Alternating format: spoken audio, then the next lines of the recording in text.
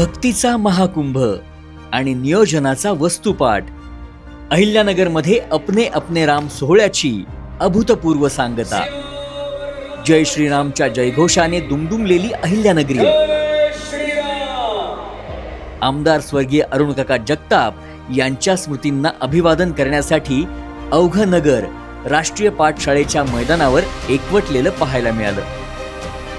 निमित्त होतं प्रख्यात वक्ते डॉक्टर कुमार विश्वास यांच्या अपने अपने राम या भव्य रामकथेचं.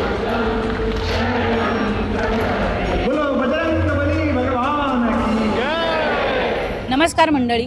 माजी आमदार स्वर्गीय अरुणकाका जगताप यांच्या प्रथम स्मृती दिनानिमित्त काका ट्रस्टतर्फे अहिल्यानगरमध्ये एक भव्य श्री रामकथेचं आयोजन करण्यात आलेलं आहे. तर चला आपण पण जाऊयात आणि त्यांना विचारूयात त्यांना हा कार्यक्रम कसा वाटतोय आणि काय अनुभव आलाय.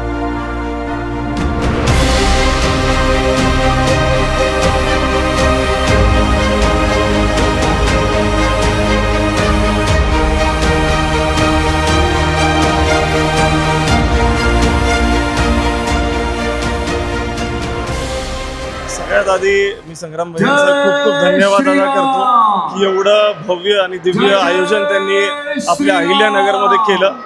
आम्ही खूप वर्षापासून वाट पाहत होतो की हा कार्यक्रम नगरमध्ये व्हावा आणि कुमारजी विश्वास हे आमचे खरंच प्रेरणासूत्र आहे. काल जे त्यांनी सांगितलं की युवकांसाठी वाम पद से व राम पद तक सबको लाना चाहते हैं, ये हम सबके लिए बहुत ही प्रेरणादायी है. आम्ही संपूर्ण परिवार कालपासून आणि उद्या पण संपूर्ण आम्ही अटेंड करणार आहोत आणि आम्ही खूप एनर्जाइज्ड फील करत आहोत. खूप खूप धन्यवाद संग्राम भैयांचे, संपूर्ण जगताप परिवाराचे, आणि अहिल्यानगर खूपच प्राऊड फील करत आहे या सगळ्या आयोजनाबद्दल. नयनरम्य मंदिराचा देखावा असलेला भव्य मंच आणि गायकांच्या सुमधुर स्वरांनी मंत्रमुक्त झालेलं वातावरण.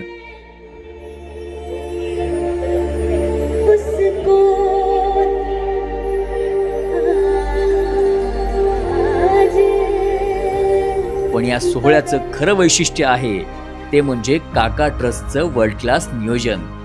केवळ गर्दी नाही तर इथे होती श्रद्धेला दिलेली सन्मानाची जोड.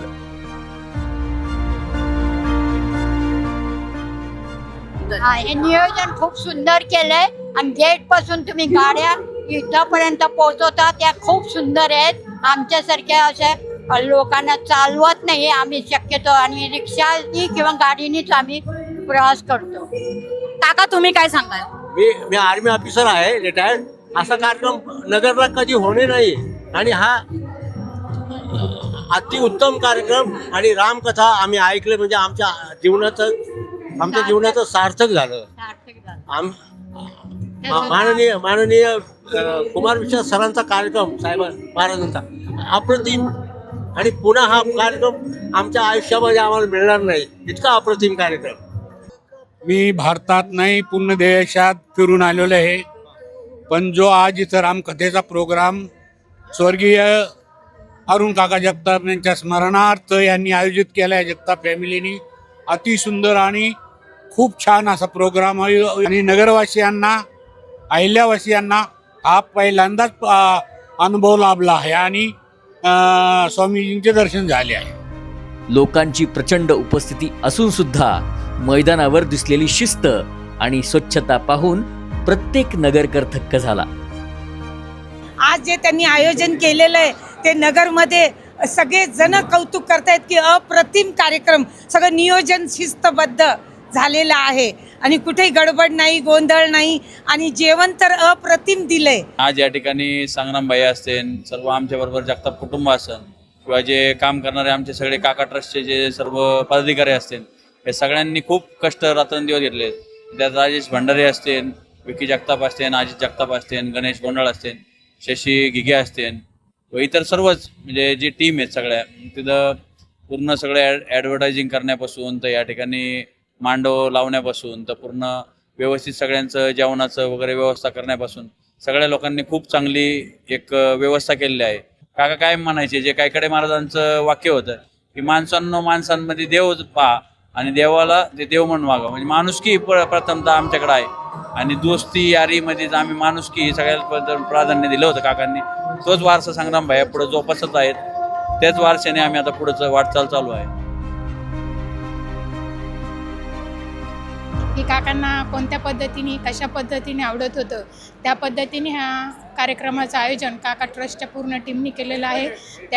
त्या ठिकाणी नगरकरांनी पूर्णपणे, मला असं वाटतं आपण बघितलं असेल तर या ठिकाणी गर्दी अशी प्रेम करणारे पण आहेत आणि ज्यांना काकांचं अजून पण महत्त्व जाणतं आहे की काका आहेत आपल्यात असं ह्या ठिकाणी जाणवतं. आणि हे सगळे प्रेमाखातीर, काकांच्या प्रेमाखातीर ह्या ठिकाणी हे गर्दी, हे समूह या ठिकाणी रामकथेसाठी आलेला आहे. जेव्हा डॉक्टर कुमार विश्वास यांच्या शब्दातून रामकथा वाहू लागली तेव्हा काळ, वेळ सारं काही थांबलं. प्रभू रामचंद्रांचे आदर्श आणि त्यांचे जीवन तत्वज्ञान उलगडताना उपस्थित भाविक भक्तीत पूर्णपणे नाहून निघाले होते. एक तो मैं बहुत ज़्यादा शुक्रगुजार करना चाहती हूँ कि संग्राम भैया ने हमको ये मौका दिया कि हम कुमार विश्वास को सुन पा रहे हैं यहाँ पर. हमेशा हर प्रोग्राम हमने लाइव उनका सुनने की कोशिश की है जब भी टीवी पर होता था. एंड इससे अच्छा कोई मौका नहीं हो सकता था कि आज हम उनके समक्ष उनका सब कुछ सुन पा रहे हैं फिर से. राम जी के बारे में जो भी उनका कहा गया है वो सब कुछ हम अपने जीवन में लाना चाहते हैं और करते भी है कोशिश कि हम ला पाए. और जब भी वो युवा के बारे में कहते हैं कि युवा ने इस तरीके से जो राम पथ के ऊपर चलना शुरू किया है तो सच में खुशी होती है. मी ॲक्च्युअल रामकथेचं बऱ्याच दिवसापासून ऐकत होते, पण योग असा आला की ही ठराविक ठिकाणी होऊ शकते. त्या अहिल्यानगरमध्ये पाथर्डी तालुका आहे, त्या पाथर्डी तालुक्यामधनं मी स्पेशल आपल्या प्रोग्रामसाठी आलेली आहे. परंतु अप्रतिम इथलं नियोजन इतकं सुंदर आहे व कितीही मॉब असला, इतक्या गरमीमध्ये, इतक्या उन्हामध्ये 5 म्हणजे 6ला आपली रामकथा चालू होते, परंतु 5 वाजल्यापासून बाहेर गर्दी आहे. परंतु सगळ्यांचं म्हणजे पाण्यापासून इथे जे नियोजन ठेवलेलं आहे ते अप्रतिम आहे. आणि ही रामकथा मला तरी असं वाटतं की आम्ही जे 50च्या पुढे आहेत त्यांना थोडंफार तरी माहिती असतं, पण आजकालची जी पिढी आहे तर त्यांना ह्या रामकथेबद्दल काहीच माहीत नसतं. ॲक्च्युअल ह्या पिढीसाठी वारंवार जर ही रामकथा अहिल्यानगरमध्ये झाली तर आजूबाजूच्या खेड्यागावातल्या लोकांना सुद्धा येण्याचा खूप चांगला चान्स मिळणार आहे. या ज्ञानयज्ञाच्या 3 दिवसात झालेली विक्रमी गर्दी ही अहिल्यानगरच्या भक्ती परंपरेची साक्ष देत होती. आमच्या वडिलांचं हे वर्ष श्राद्ध होतं, म्हणजे आज 21 एप्रिलला, आणि त्यानिमित्ताने कुठंतरी वर्षश्राद्धाचा पर्वणी वेगळ्या पद्धतीनं कुठंतरी आपण एक नागरिकांना की आपण कुठंतरी वेगळी आध्यात्मिक क्षेत्रामधलं, जसं आमच्या आजोबांचा एक फार मोठा वारकरी संप्रदायाचा एक वेगळा वारसा होता. त्यांनी 50 वर्षापेक्षा अधिक काळ स्वतः पंढरपूरची पायी वारी केली. काही काळ आमच्या वडिलांनी केली, आमचे मोठ्या भावांनी केलेली आहे, ते आजही करतात. मी 2 वेळा केलेली आहे आणि आमच्या मोठ्या भावाचे चिरंजीव जो अगदी ते आता 12 वर्ष ते सुद्धा करतात. मग वारकरी संप्रदायाचं कुटुंब असल्याकारणाने कुठंतरी आपल्याला अध्यात्माचे, धर्माचे एक पगड्यापासून आमच्या कुटुंबावर एक पगडा होता. आणि त्यामुळे कुठंतरी वर्षात जरी असलं तर ते आमच्या विचाराला उजाळा दिला पाहिजे. आणि म्हणून कुठंतरी काय करावं, तर याच्यामधनं कुठंतरी आमच्या वडिलांनी एकदा त्यांच्या मित्रमंडळींशी बोलत असताना एकदा इच्छा व्यक्त केली होती की कधीतरी आपण डॉक्टर कुमार विश्वास यांचं अपने राम हा एक वेगळा कार्यक्रम आपण आणू, अहिल्यानगरच्या भूमीत त्यांना आपण आणू, अशी एक इच्छा त्यांनी व्यक्त केली होती. म्हणून कुठंतरी आज प्रथम वर्षाच्या निमित्तानं कुठेतरी हा कार्यक्रम आज अहिल्यानगरवासियांनी त्याचा अनुभव घेतला आणि अत्यंत मोठ्या प्रमाणामध्ये सगळ्या अहिल्यानगरवासियांनी त्याला प्रतिसाद दिला आहे. तर मी सर्वच अहिल्यानगरवासियांचे आभार देखील व्यक्त करतो. अगदीच सर, परंतु तुम्ही मगाशी आणि आत्ताही बोलताना दोन्ही वेळेस उल्लेख केलात की जितकं तुम्ही म्हणता आहात त्याच पद्धतीने तुमचं कुटुंब देखील तितकंच भक्तवत्सल आहे. तर याच पद्धतीत एखादी तुमच्या वडिलांची आठवण सांगू शकाल का की जी नगरकरांसोबत तुम्ही शेअर कराल? आठवण म्हणजे त्यांच्या बाबतीमध्ये ते माणसं जपणारं एक व्यक्तिमत्व होतं आणि त्यांना माणसं ज्यांचा कुठलाही राजकीय स्वार्थ नाही तशी माणसं त्यांनी जोडून ठेवली. कारण राजकारणामध्ये जे माणसं येतात ती एखाद्या वेगळ्या पदाकरता येतात, ते पदाकरता जातात. त्यामुळे त्यांच्याकडे तसा संग्रह नव्हता की राजकीय लोकांचा संग्रह नव्हता आणि मग ते नेहमी माझ्या तो विचार एक स्मरणात राहतो.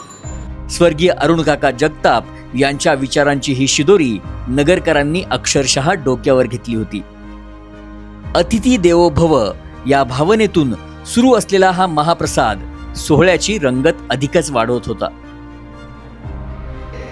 3 दिवसांच्या या अद्भुत आध्यात्मिक अनुभूतीनंतर अत्यंत भक्तिमय वातावरणात या सोहळ्याची सांगता झाली. अहिल्यानगरच्या इतिहासात सुवर्ण अक्षरांनी कोरला जाणारा हा सोहळा आणि काका ट्रस्टचं नियोजन वर्षानुवर्ष लक्षात राहील. अहिल्यानगरच्या वैभवात भर घालणारा आणि नगरकरांच्या चिरकाळ लक्षात राहणारा हा कार्यक्रम तुम्ही पाहिलात का? आम्हाला कमेंट बॉक्समध्ये नक्की सांगा आणि अशाच महत्त्वपूर्ण व्हिडिओसाठी आमच्या चॅनलला फॉलो करायला विसरू नका. सोशल मीडियाच्या भाऊ गर्दीत विश्वासार्हतेने चकाकणारे नाव म्हणजे लेट्सअप मराठी. सगळ्यांना, सगळ्या नागरिकांना ती स्पीच, ती लेट्सअप वरील मुलाखती म्हणजे विचारांचा खजिना. त्यानंतरच्या निवडणुकीमध्ये मला सोडून गेले. बातम्या केवळ वस्तुस्थिती सांगणाऱ्या, न प्रोपगंडा, फक्त जनतेचा अजेंडा. क्योंकि आने वाला कल जाने वाला है, जाने वाला कल आने वाला है. राजकारण, मनोरंजन असो की क्रीडा क्षेत्र, महाराष्ट्राची स्पंदने संवेदनशीलतेने टिपणारे माध्यम म्हणजे लेट्सअप मराठी. जगासोबत एक पाऊल पुढे राहण्यासाठी लेट्सअपचे ॲप, सोशल मीडिया आणि वेबसाईट सोबत कनेक्टेड रहा.